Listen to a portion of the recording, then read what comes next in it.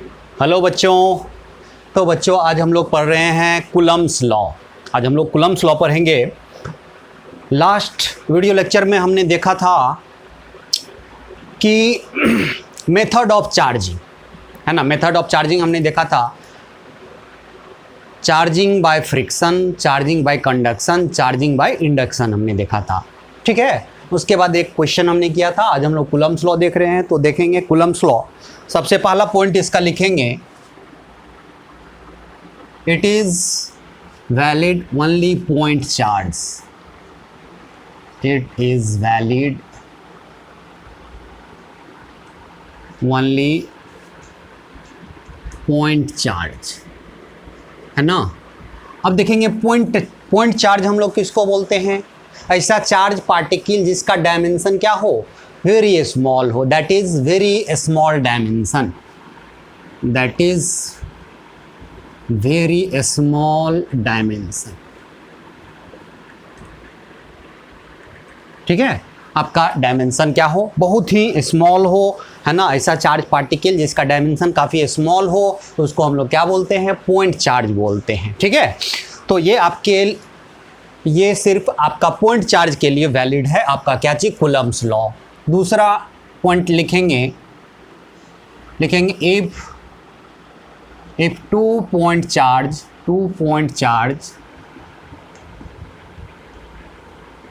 charges are separated by some distance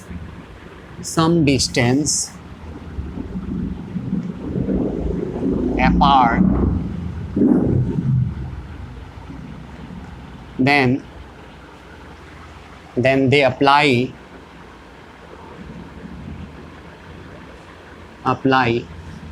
electrostatic force,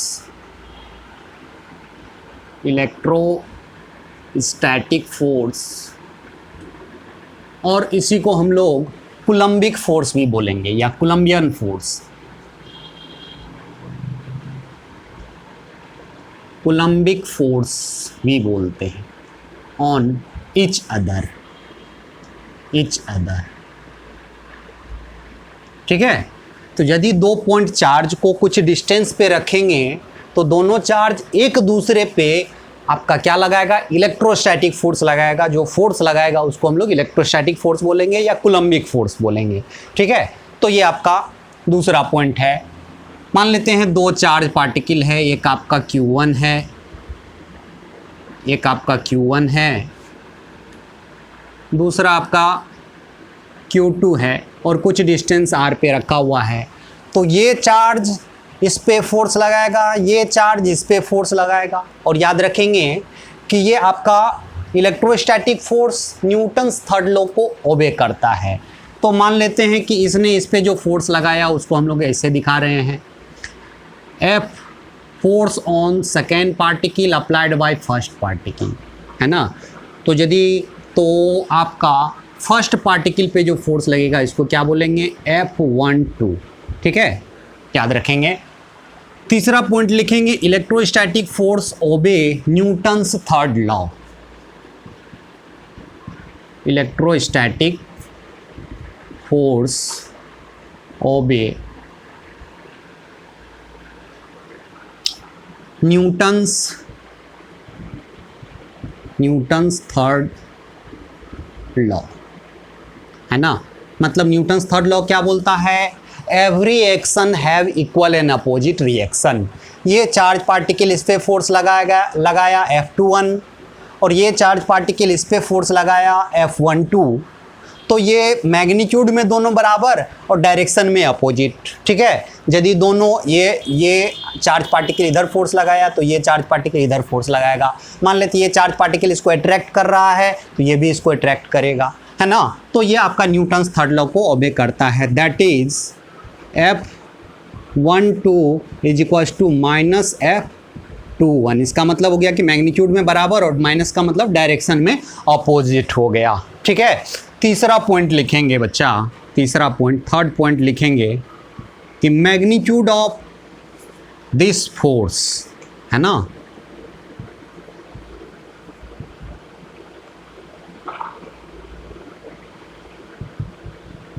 magnitude of this electrostatic force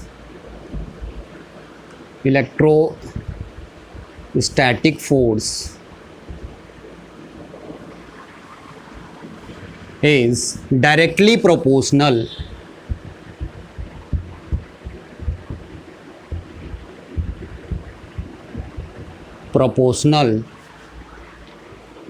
to the product of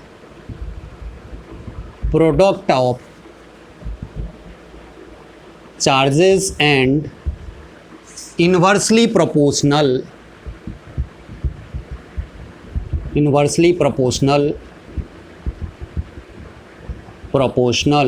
to the square of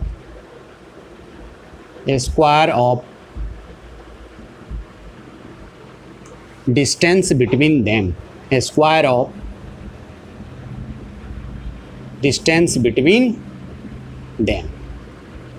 इस charge के बीच के distance का square के inversely proportional होगा। ठीक है, तो ये तीनों पॉइंट आप फटाफट लिख लेंगे बच्चा, फटाफट ये तीनों पॉइंट आप यहाँ पे लिख लेंगे और हम फिर आगे प्रोसीड करते। तो जल्दी से इस तीनों पॉइंट को आप पॉज करके लिख लेंगे, है ना। तो हम लोग आगे बढ़ते हैं।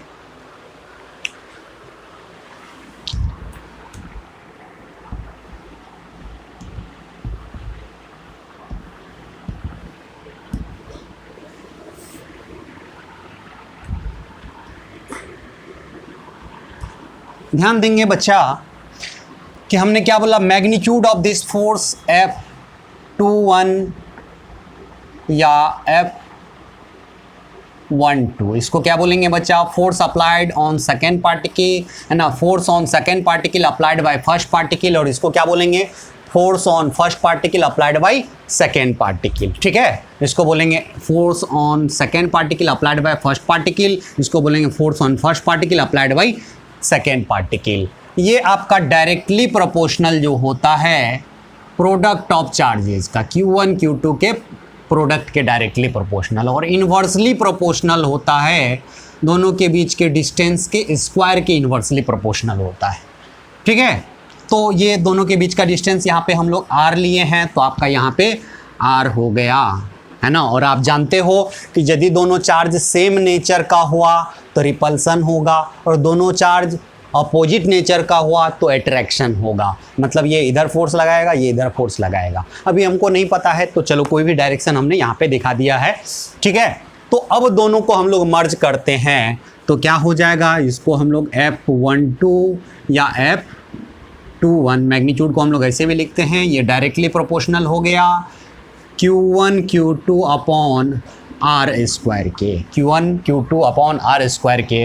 और ये आप जानते हो कि जब प्रोपोर्शनलिटी साइन हटाते हैं तो क्या लगाते हैं बच्चा, कांस्टेंट लगाते हैं, याद रखना, है ना। तो यहाँ पे प्रोपोर्शनलिटी साइन को हटा रहे हैं, बोलेंगे F12 या F21, है ना, इज इक्वल्स टू क्या हो गया, K Q1 Q2 upon R square. यही आपका रिजल्ट आया, जहाँ पे वेयर के को क्या बोलेंगे बच्चा, वेयर के क्या है, वेयर के is proportionality constant,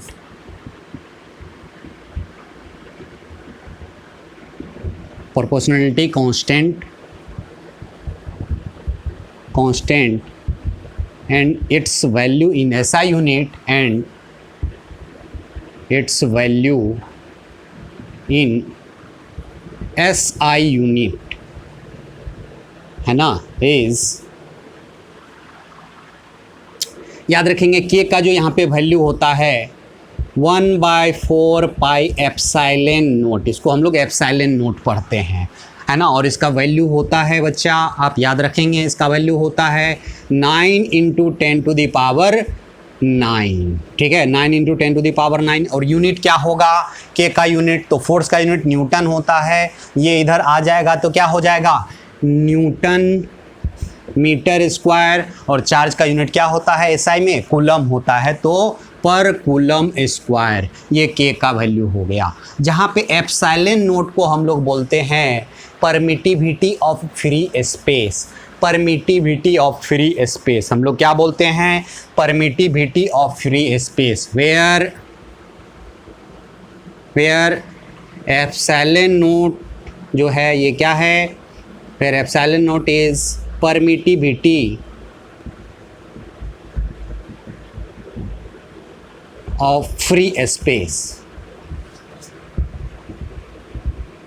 free space या इसी को हम लोग वैक्यूम बोलते हैं। वैक्यूम का है ना एप्सिलॉन नोट ये प्रॉपर्टी है आपका, ये मीडियम की प्रॉपर्टी है। जब कुछ भी नहीं रहेगा तो उस कंडीशन में ये परमिटिविटी एप्सिलॉन नोट है, ये आपका मीडियम की प्रॉपर्टी है। एप्सिलॉन जो है मीडियम की परमिटी है ना, मीडियम की प्रॉपर्टी है, इसको परमिटिविटी बोलते हैं। और ये फ्री स्पेस के लिए हम लोग एप्सिलॉन नोट लिखते हैं, ठीक है। और इसका जो वैल्यू होता है एप्सिलॉन नोट का, ये होता है 8.85 इंटू 10⁻, है ना, -12 क्या हो जाएगा बच्चा, कूलम स्क्वायर पर न्यूटन मीटर स्क्वायर। याद रखेंगे बच्चा, इसको फटाफट आप लोग नोट कर लेंगे, है ना।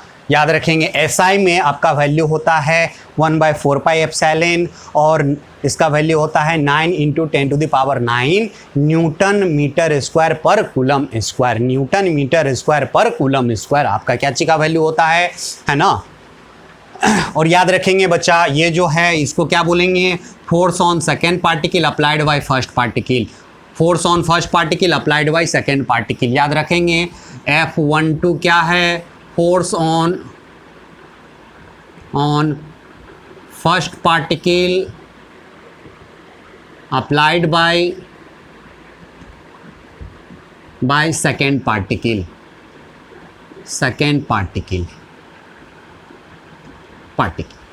ठीक है बच्चों, ये होगा आपका। याद रखेंगे बच्चा, तो फटाफट इसको पॉज करके आप लोग लिख लेंगे।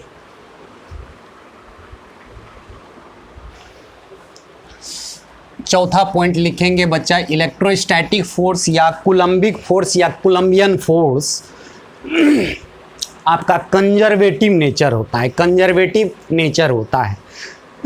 याद रखेंगे electrostatic force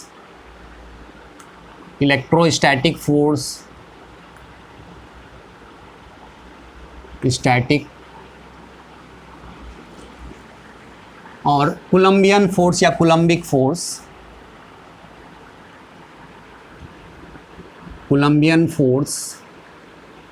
is conservative in nature,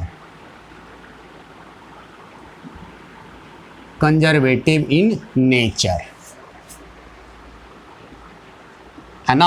आप लोग पढ़े होंगे, है ना। फोर्स आपका दो टाइप का होता है, एक कंजर्वेटिव और एक नॉन कंजर्वेटिव, है ना। जिस फोर्स का वर्क डन एक राउंड ट्रिप में क्या हो जाए, 0 हो जाए, तो उसको हम लोग क्या बोलते थे, कंजर्वेटिव फोर्स। और नॉन कंजर्वेटिव आपका राउंड ट्रिप में 0 नहीं हो, है ना, एक क्लोज लूप में आपका वर्क डन 0 नहीं हो, तो नॉन कंजर्वेटिव। तो ये कंजर्वेटिव टाइप फोर्स है। याद रखेंगे इलेक्ट्रोस्टैटिक फोर्स या कूलम्बियन फोर्स या कूलम्बिक फोर्स आपका क्या होता है, कंजर्वेटिव इन नेचर, है ना। पांचवा भी पॉइंट आप लिख सकते हैं, है ना। Electrostatic force is central force. Electrostatic force क्या है, आपका सेंट्रल फोर्स है। इलेक्ट्रोस्टैटिक फोर्स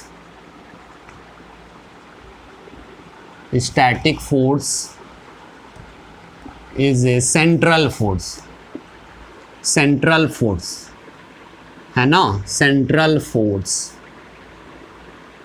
ठीक है। हमने बताया था, है ना, वर्क पावर एनर्जी में कि सेंट्रल फोर्स के लिए क्या होता है, फोर्स और जिस ऑब्जेक्ट पे लग रहा है ना, मतलब R×F आपका क्या हो जाए, 0 हो जाए।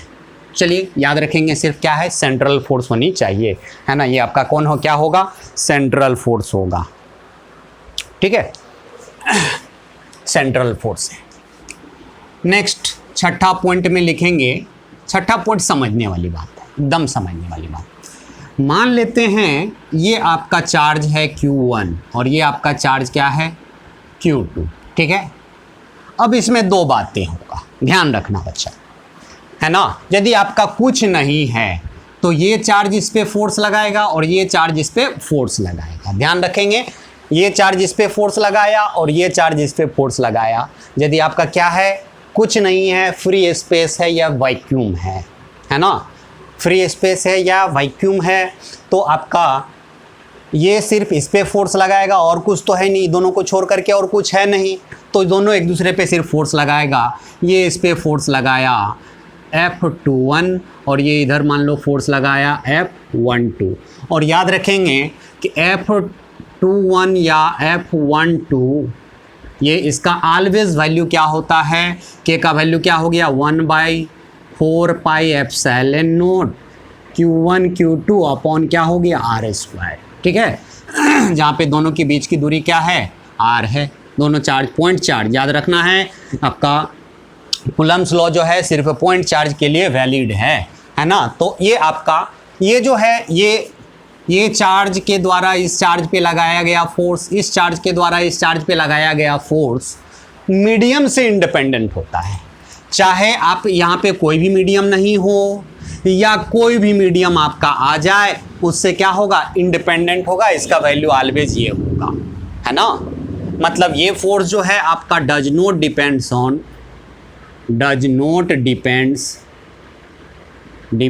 On medium. इसको क्या बोलेंगे, एक चार्ज के द्वारा दूसरे चार्ज पे लगाया गया फोर्स और दूसरे चार्ज के द्वारा पहले चार्ज पे लगाया गया फोर्स, है ना।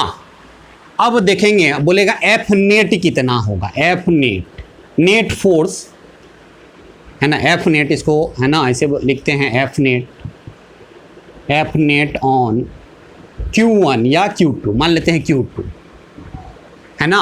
इस चार्ज पे लगाया गया फोर्स, तो इस चार्ज पे कौन कौन फोर्स लगा रहा है, एक Q1 लगा रहा है, बोलेंगे F12 है ना, यानी कि आपका Q1 लगा रहा है दूसरे पे तो F21 हो गया। और एक और यदि मीडियम होता, आप याद रखेंगे यदि इस दोनों चार्ज के बीच में कोई मीडियम आ गया तो मीडियम इस चार्ज के वजह से मीडियम भी क्या हो जाता है आपका पोलराइज हो जाता है, उसमें भी चार्ज आ जाता है मीडियम में। याद रखेंगे यदि इस दोनों चार्ज के बीच में इन्फिनिटली एक्सटेंडेड कोई मीडियम हो, मीडियम मतलब मान लो एयर है ना, एयर में तो कोई ज़्यादा इफेक्ट नहीं पड़ता है, पानी है, ऑयल है, कुछ भी है, इन्फिनिटली एक्सटेंडेड है, तो इस दोनों चार्ज के वजह से मीडियम भी पोलराइज हो जाता है। पोलराइज का मतलब उस पर भी चार्ज आ जाता है, मीडियम में भी चार्ज सेपरेट होने लगता है, जिसके वजह से है ना इस पे दो फोर्स लगेगा। मतलब Q2 पे जो नेट फोर्स आएगा वो क्या आएगा F21 plus force applied by medium है ना। तो बोलेंगे नेट फोर्स क्या हो जाएगा, नेट फोर्स किसी भी चार्ज पे है ना, नेट फोर्स किसी भी चार्ज पे आपका क्या हो जाएगा, या तो आपका force applied by one charge particle on other charge particle plus force applied by medium.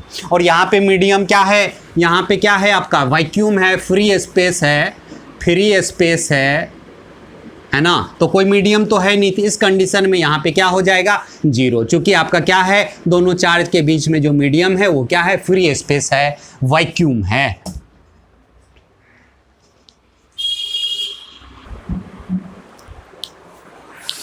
तो बच्चा हमने देखा कि नेट फोर्स ऑन Q2 यानी कि F नेट जो है इस कंडीशन में F नेट मीडियम तो है नहीं, तो मीडियम जो Q2 पे फोर्स लगाएगा कुछ नहीं लगाएगा, तो ये किसके बराबर हो जाएगा F21 के, है ना। चलिए इसकी मैग्नीट्यूड लिखते हैं, और ये किसके बराबर हो जाएगा 1/4 है ना, 1/4 पाई एप्सिलॉन नॉट है ना into Q1 Q2 upon R² के बराबर आ जाएगा। ठीक है, F नेट और Q21 दोनों क्या हो जाएगा बराबर, मतलब नेट फोर्स ऑन Q2 है ना या नेट फोर्स ऑन Q1 दोनों आपका इसके ही बराबर आएगा। लेकिन यदि अब कोई मीडियम आ जाए है ना, याद रखेंगे F21 या F12 मीडियम पे डिपेंड नहीं करता है, ये जो इस पे चार्ज लगाएगा, ये चार्ज पार्टिकल इस पे चार्ज लगाएगा, ये मीडियम पे डिपेंड नहीं करता है। लेकिन दो चार्ज पार्टिकल आपका कुछ डिस्टेंस पे रहे तो किसी एक चार्ज पार्टिकल पे नेट फोर्स जो होता है वो मीडियम पे डिपेंड कर जाता है। इस बात को नोट कर लेंगे बच्चा, है ना। यदि दो चार्ज पार्टिकल कुछ डिस्टेंस पे हो तो net force on any charge particle is depends on medium, है ना। यदि दो चार्ज पार्टिकल कुछ डिस्टेंस पे हो तो दो है ना net force on any charge particle is depends on medium, but है ना force applied by one charge particle on other charge particle, है ना, does not depends on medium. आपका ये मीडियम पे डिपेंड नहीं करेगा। एक चार्ज के द्वारा दूसरे चार्ज पे लगाया गया फोर्स वो मीडियम पे डिपेंड नहीं करेगा। इस बात को एकदम दिमाग में बैठा लें, कंफ्यूज नहीं हुए, है ना। बहुत जगह आपका दिया रहता है कि नेट फोर्स जो है किस पे डिपेंड करता है, मीडियम पे। बोलेंगे नेट फोर्स तो डिपेंड करता है, लेकिन F21 या F12 आपका मीडियम पे डिपेंड नहीं करता है। एक चार्ज के द्वारा दूसरे चार्ज पे लगाया गया फोर्स मीडियम पे डिपेंड नहीं करता है, लेकिन किसी एक चार्ज पे नेट फोर्स किस पे डिपेंड करेगा, मीडियम पे डिपेंड करेगा। इस बात को ध्यान में रखेंगे बच्चा, है ना। तो चलिए हम इसको फटाफट लिख लेंगे बच्चा, है ना। ये क्या था आपका छठा पॉइंट था। सातवां पॉइंट हम लोग लिखाते हैं यहाँ पे।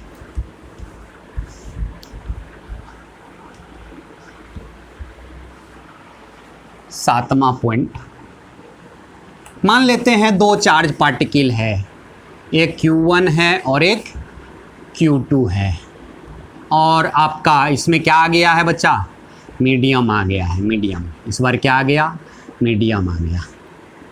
ये क्या है, मीडियम है। दोनों कितना डिस्टेंस पे है बच्चा, दोनों कितना डिस्टेंस पे है, मान लेते हैं R डिस्टेंस पे है ना।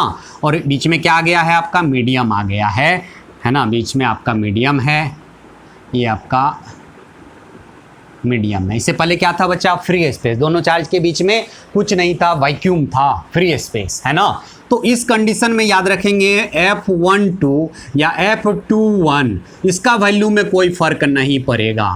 21 इसका वैल्यू अभी भी उतना ही रहेगा जितना पहले है, 4 pi epsilon not Q1 Q2 by क्या चीज़, R²। लेकिन बोले कि इस चार्ज पार्टिकल पे नेट फोर्स क्या होगा, F नेट, है ना। F नेट बोले तो F नेट किसके किसके बराबर होगा, बोलेंगे F21 plus force applied by medium. इसको क्या बोलेंगे, force applied by medium, applied by medium किस, है ना। इसको क्या बोलेंगे बच्चा, फोर्स अप्लाइड बाय मीडियम। और याद रखेंगे बच्चा, नेट फोर्स जो होता है F नेट वो किसके बराबर हो जाता है बच्चा, यही फॉर्मूला में 1/4 पाई एप्सिलॉन, इसमें लिखेंगे एप्सिलॉन Q1 Q2 अपॉन क्या चीज़, R²। कन्फ्यूज नहीं होंगे। यदि यही जो नेट फोर्स है, नेट फोर्स ऑन Q2 या नेट फोर्स ऑन Q1, ये किसके बराबर है, 1/4 पाई एप्सिलॉन नोट नहीं है। एप्सिलॉन नोट होता है permittivity of free space, free space, है ना। यहाँ पे एप्सिलॉन नोट है, ये परमिटिविटी ऑफ मीडियम है ना। यहाँ पे एप्सिलॉन नोट क्या है, वेयर, है ना। एप्सिलॉन नोट क्या है, परमिटिविटी ऑफ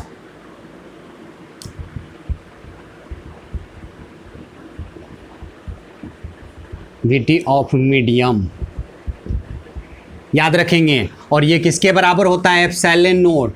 एप्सिलॉन नोट होता है है ना, एप्सिलॉन नोट इंटू ER के बराबर, ठीक है। एप्सिलॉन जो होता है वो एप्सिलॉन नोट इंटू ER के बराबर होता है ना। याद रखेंगे, जहाँ पे ER क्या हो गया बच्चा, ER क्या हो गया, देखेंगे ER को ER बराबर क्या हो जाएगा, epsilon naught upon epsilon note, है ना। ER बराबर क्या हो जाएगा, एप्सिलॉन अपॉन एप्सिलॉन नोट। ये परमिटिविटी का रेशियो है, permittivity of medium, permittivity of free space. इसको हम लोग रिलेटिव परमिटिविटी भी बोलते हैं। इसको क्या बोलते हैं, रिलेटिव परमिटिविटी। और इसको दूसरा भी नाम से हम लोग जानेंगे, डाइलेक्ट्रिक कांस्टेंट। क्या बोलते हैं, डाइलेक्ट्रिक कांस्टेंट, इलेक्ट्रिक कांस्टेंट, है ना।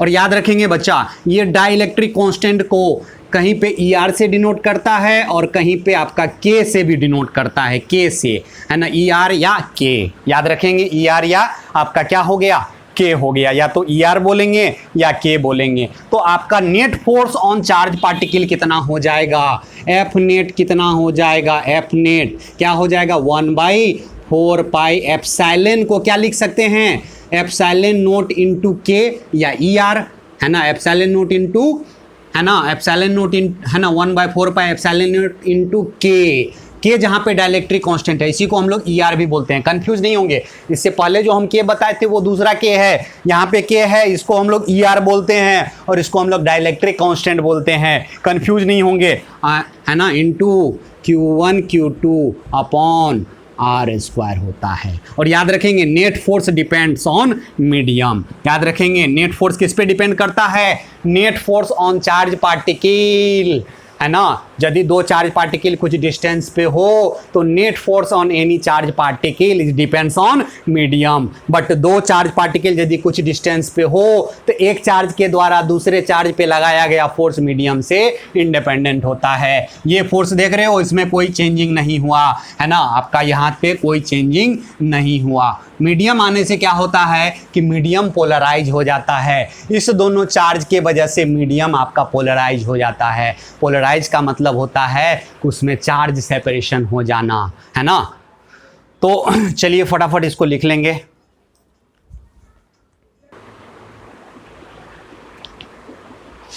तो बच्चा हमने क्या बोला कि आपका नेट फोर्स जो है किस पे डिपेंड करता है, मीडियम पे डिपेंड करता है। नेट फोर्स आपका मीडियम पे डिपेंड करेगा, लेकिन ये वाला force on one particle applied by other particle does not depends on medium, आपका ये मीडियम पे डिपेंड नहीं करेगा और एफ नेट जो है मीडियम पे डिपेंड करता है। चलिए थोड़ा सा इसको मिटा रहे हैं, सारा बात क्लियर कट हम लिख देते हैं, इसी में लिखेंगे F net on any charge particle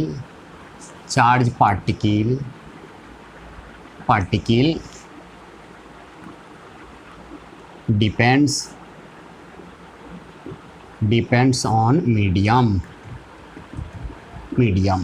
ठीक है। और जब भी आपसे क्वेश्चन पूछेगा कि दो चार्ज पार्टिकल है, दोनों के बीच में मीडियम आ गया, है ना, आप देख रहे हो के से डिवाइड हो जा रहा है, नेट फोर्स आपका कितना हो जा रहा है मीडियम आने से, एफ नेट जो है आपका 1/4 पाई एप्सिलॉन नॉट इंटू के, जहाँ पे के डाइलेक्ट्रिक कांस्टेंट है बच्चा, मीडियम की प्रॉपर्टी है, Q1 Q2 अपॉन R² हो जाता है। तो किस पे डिपेंड कर गया, मीडियम से।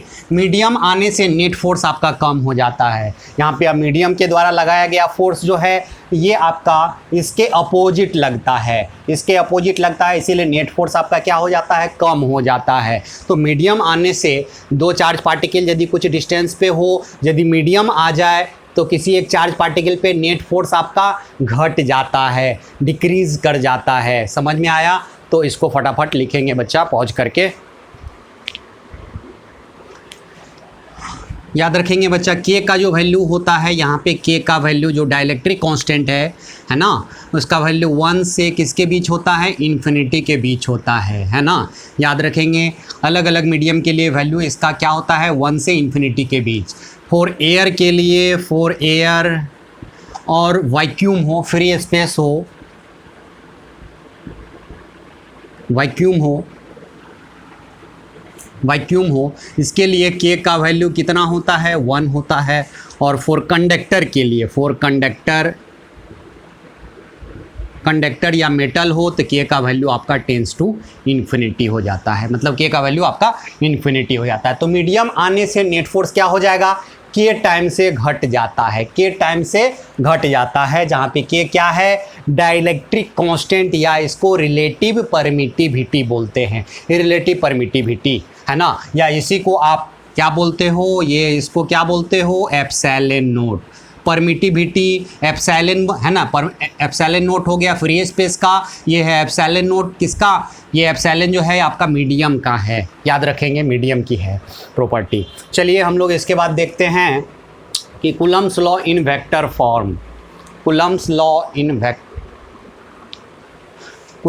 इन वेक्टर फॉर्म, ठीक है बच्चा। मान लेते हैं दो चार्ज पार्टिकल है, एक आपका Q1 है और एक आपका क्या है, Q2 है। दो चार्ज पार्टिकल है, कुछ डिस्टेंस पे रखा हुआ है, मान लेते हैं ये आपका x एक्सिस है, ये आपका y एक्सिस है ना, कुछ डिस्टेंस पे ये दोनों चार्ज रखा हुआ है, ठीक।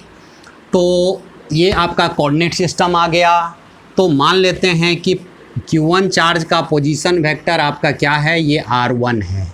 R1 क्या है, Q1 चार्ज का पोजीशन। इस कोऑर्डिनेट सिस्टम ओरिजिन के रिस्पेक्ट में ये चार्ज कहाँ है, पोजीशन बताने वाला वेक्टर को पोजीशन वेक्टर बोलते हैं।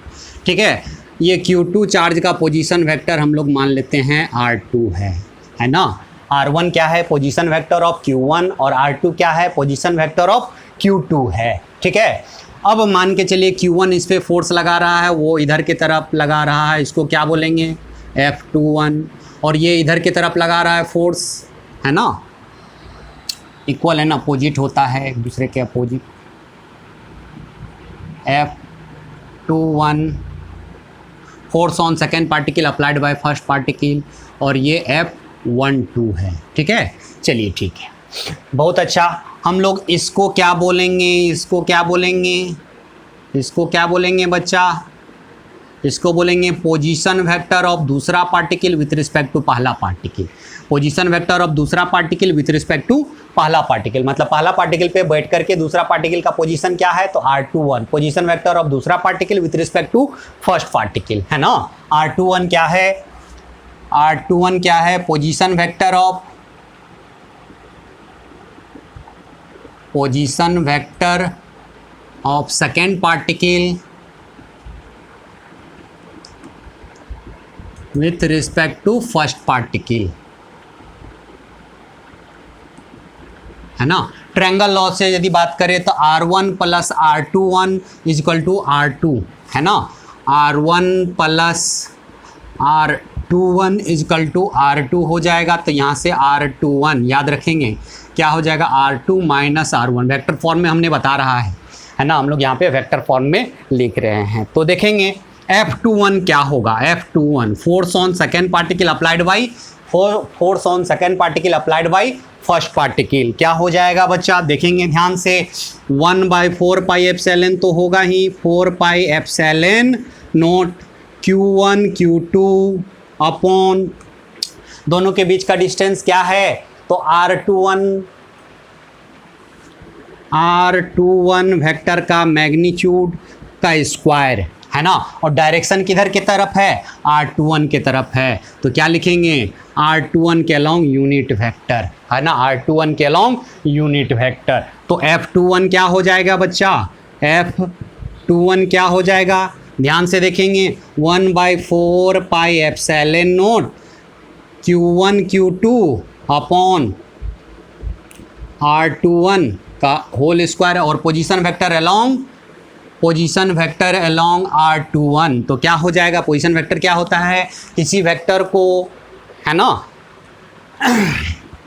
पोजीशन वेक्टर आपका ये है, आपका ये क्या है यहाँ पे यूनिट वेक्टर, तो यूनिट वेक्टर अलोंग R21, तो R21 के अलोंग यूनिट वेक्टर हम लोग कैसे निकालते हैं, किसी वेक्टर को उसके मैग्नीट्यूड से आप डिवाइड कर लोगे तो क्या आ जाएगा, यूनिट वेक्टर आ जाएगा। तो यहाँ पे R21 को किससे डिवाइड कर लो, R21 के मैग्नीट्यूड से। ठीक है, तो आपका ये क्या हो गया, 1/4 पाई एप्सिलॉन नोट, है ना, Q1 Q2 अपॉन R21 का मॉडुलस का क्यूब हो गया, यहाँ पे क्यूब हो गया, और यहाँ पे R21 हो गया, आपका ये वेक्टर फॉर्म हो गया। देयरफॉर हम लोग क्या लिखेंगे, F21 जो हो गया, है ना, चाहे तो आप R21 का वैल्यू यहाँ से क्या हो जाएगा, R2 माइनस R1 लिख सकते हो, है ना, याद रखेंगे Q1 Q2, है ना, इस फॉर्म में ही याद रखेंगे, है ना, यूनिट वेक्टर के ही फॉर्म में याद रखेंगे, 1/4 पाई एप्सिलॉन नोट, है ना, Q1 Q2 अपॉन R21, यहाँ पे 21 है तो यहाँ पे 21 रखेंगे, इसका स्क्वायर इंटू R21 के अलोंग यूनिट वेक्टर। ठीक है, तो ये आपका हो गया वेक्टर फॉर्म में। यदि आपको निकालना हो F12 तो क्या करेंगे, 1/4 pi epsilon note Q1 Q2 upon क्या करेंगे, R12 का होल स्क्वायर इंटू R12 के अलोंग यूनिट वेक्टर, ये लिख सकते हैं। जो यहाँ पे लिखेंगे वही यहाँ पे लिखेंगे, है ना। हमने क्या किया, कुछ नहीं किया, F21 का मैग्नीट्यूड कितना था 1/4πε Q1 Q2 upon are square होता था। डायरेक्शन किसके अलोंग होगा, तो डायरेक्शन आप देख रहे हो R21 के अलोंग है, तो इसका डायरेक्शन क्या हो जाएगा, इसके along unit vector. Unit vector को हम लोग कैप से यहाँ पे लिखते हैं, तो कुछ नहीं किया हमने, सिर्फ कैप लगा दिया है, वेक्टर साइन का यूज़ किया है। तो ये किस फॉर्म में हो गया आपका, कूलम्स लॉ, वेक्टर फॉर्म में। और याद रखेंगे वेक्टर फॉर्म में जब लिखेंगे तो Q1 Q2 को प्रॉपर साइन के साथ लिखेंगे, है ना। Q1 Q2 को किसके साथ लिखेंगे, प्रॉपर साइन के साथ। यदि Q1 पॉजिटिव है तो पॉजिटिव रखेंगे, Q1 निगेटिव है तो निगेटिव रखेंगे। तो क्या हो जाएगा, ये पॉजिटिव हो गया, मान लो है ना, दोनों चार्ज क्या है, इक्वल एंड अपोजिट है ना, इक्वल है मतलब आपका अपोजिट नेचर का है Q1 Q2, तो एक पॉजिटिव एक निगेटिव हो गया, तो दोनों का अट्रैक्शन फोर्स हो जाएगा। तो यहाँ पे निगेटिव आ जाएगा, तो ये निगेटिव क्या बताएगा कि R21 के डायरेक्शन के अपोजिट, तो फोर्स इधर लगेगा, तो क्या हो जाएगा, अट्रैक्टिव फोर्स। याद रखेंगे यदि चार्ज आपका सेम नेचर का हुआ तो रिपल्सन होगा, और अपोजिट नेचर का हुआ तो अट्रैक्शन। तो याद रखेंगे वेक्टर फॉर्म में आप, है ना, चार्ज की वैल्यू विथ साइन के साथ रखेंगे, लेकिन आप इससे पहले जो पढ़े स्केलर फॉर्म में, उसमें चार्ज का वैल्यू आप, है ना, सिर्फ चार्ज का मैग्नीट्यूड, है ना, चार्ज का, है ना, न्यूमेरिकल वैल्यू रखना है, साइन के साथ कोई रखने की ज़रूरत नहीं है, सिर्फ मैग्नीट्यूड। आप जानते हो वेक्टर की मैग्नीट्यूड तो ऑलवेज पॉजिटिव होता है, तो हमेशा चार्ज को क्या किस फॉर्म में रखेंगे, उसका न्यूमेरिकल वैल्यू रखेंगे। ठीक है, तो चलिए ये आपका वेक्टर फॉर्म है, हम लोग इस पर कुछ क्वेश्चंस करते हैं।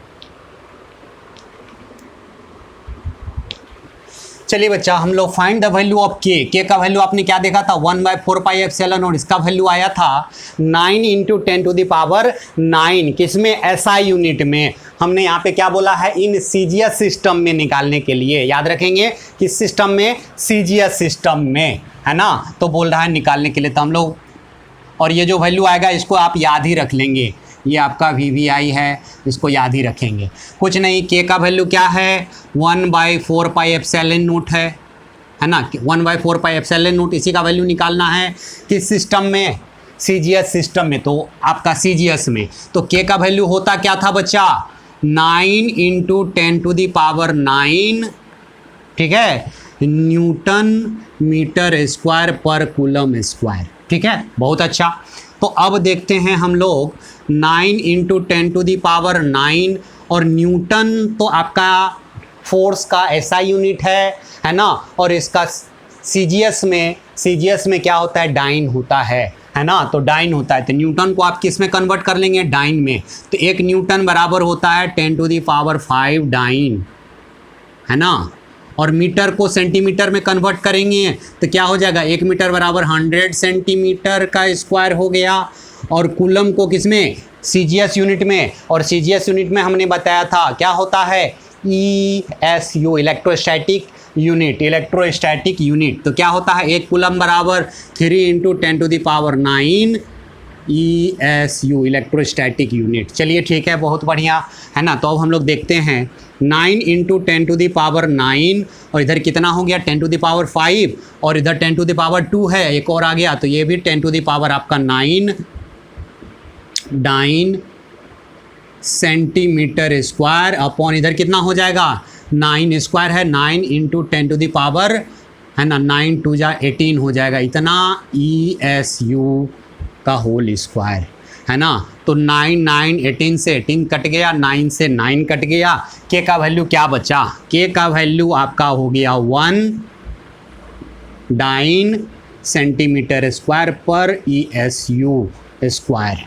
ठीक है, तो याद रखेंगे के का वैल्यू, है ना, सीजीएस सिस्टम में क्या होता है, 1 होता है ना। वैल्यू ऑफ के इन सीजीएस सिस्टम आपका 1 होता है। ये के क्या है, प्रोपोर्शनलिटी कांस्टेंट है, डाइलेक्ट्रिक कांस्टेंट नहीं, प्रोपोर्शनलिटी कांस्टेंट है। के का वैल्यू सीजीएस में आपका कितना होता है, 1 होता है, इसको याद ही रख लेंगे। और आपका एसआई में क्या होता है, 9 × 10⁵ आपका 9। ठीक है, तो चलिए फटाफट इसको पॉज करके लिख लेंगे। चलिए क्वेश्चन और है, find the value of epsilon note in CGS system. ठीक है, तो एप्सिलॉन नोट कहाँ से आता था, के वैल्यू में था। के बराबर क्या था, 1/4 एप्सिलॉन नोट। और आप जानते हो के का वैल्यू कितना होता था बच्चा, के का वैल्यू कितना होता था बच्चा, 1 क्या चीज़, डाइन सेंटीमीटर स्क्वायर पर ESU का स्क्वायर, है ना, यही ना होता था। तो यहाँ से एप्सिलॉन नोट का वैल्यू क्या हो जाएगा, एप्सिलॉन नोट यहाँ ले आते हैं, तो एप्सिलॉन नोट का वैल्यू 1/4 पाई हो जाएगा, क्या चीज़, तो हो जाएगा ESU का स्क्वायर, है ना, ESU का स्क्वायर पर डाइन सेंटीमीटर स्क्वायर। याद रखेंगे आपका एप्सिलॉन नोट का CGS में वैल्यू कितना होता है, 1/4 पाई, 1/4 पाई होता है। तो चलिए इसको फटाफट लिख लीजिए, तो एक क्वेश्चन हम लोग और करें।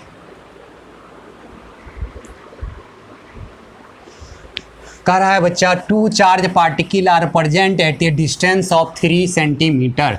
2 चार्ज पार्टिकल 3 सेंटीमीटर के डिस्टेंस पे रखा हुआ है। Find the minimum force of interaction between them. Charge की वैल्यू नहीं दिया है, ध्यान देंगे, चार्ज की वैल्यू नहीं दिया है।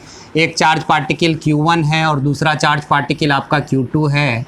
दोनों का बीच का डिस्टेंस 3 सेंटीमीटर आपका दे दिया है, 3 सेंटीमीटर आपका दे दिया है, ठीक है।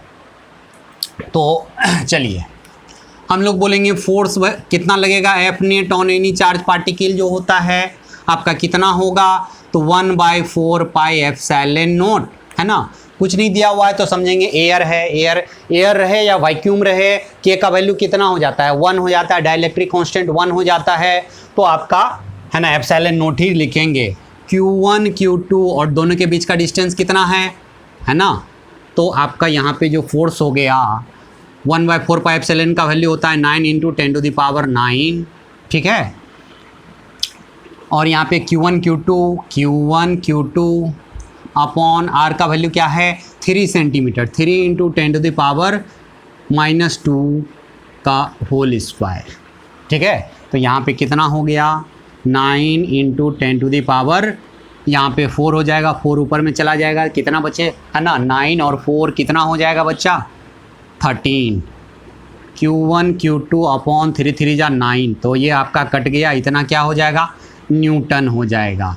तो ये तो आपका क्या हो गया बच्चा, कितना फोर्स आया, Q1 Q2 × 10⁻13 न्यूटन के बराबर।